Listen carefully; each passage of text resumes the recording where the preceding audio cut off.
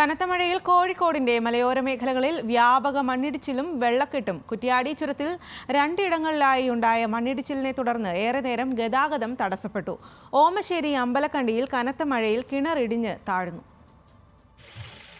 കോഴിക്കോടിന്റെ മലയോര മേഖലകളിൽ കനത്ത മഴ തുടരുകയാണ്. കുറ്റ്യാടി മേഖലയിൽ പുലർച്ചെ പെയ്ത ശക്തമായ മഴയിൽ തൊട്ടിൽപ്പാലം പുഴയിൽ മലവെള്ളപ്പാച്ചിലുണ്ടായി.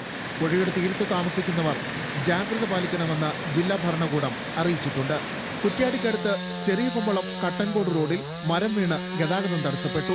ഇന്ന് പുലർച്ചെയോടെയാണ് മരം ചുവടോടെ കടപുഴകി റോഡിലേക്ക് പതിച്ചത്. കുറ്റ്യാടി ജനകീയ ദുരന്ത നിവാരണ സേന വോളണ്ടിയർമാരെത്തി മരം മുറിച്ചുമാറ്റി ഗതാഗതം പുനഃസ്ഥാപിച്ചു. കുറ്റ്യാടി ചുരത്തിൽ 2 ഇടങ്ങളിലായി ഉണ്ടായ മണ്ണിടിച്ചിലിനെ തുടർന്ന് ഏറെ നേരം ഗതാഗതം തടസ്സപ്പെട്ടു.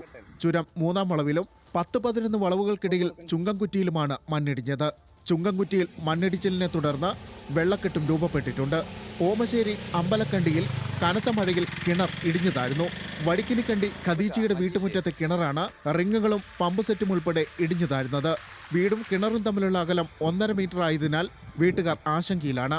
കോഴിക്കോടിന്റെ കിഴക്കൻ മലയോര മേഖലയിൽ ഇടവിട്ട് പെയ്യുന്ന ശക്തമായ മഴയെ തുടർന്ന് ഇരുവഴിഞ്ഞിപ്പുഴയിലും ചെറുപുഴയിലും ജലനിരപ്പ് ഉയർന്നു. പുഴയോട് ചേർന്നുള്ള താഴ്ന്ന പ്രദേശങ്ങളിൽ വെള്ളം കയറി തുടങ്ങി.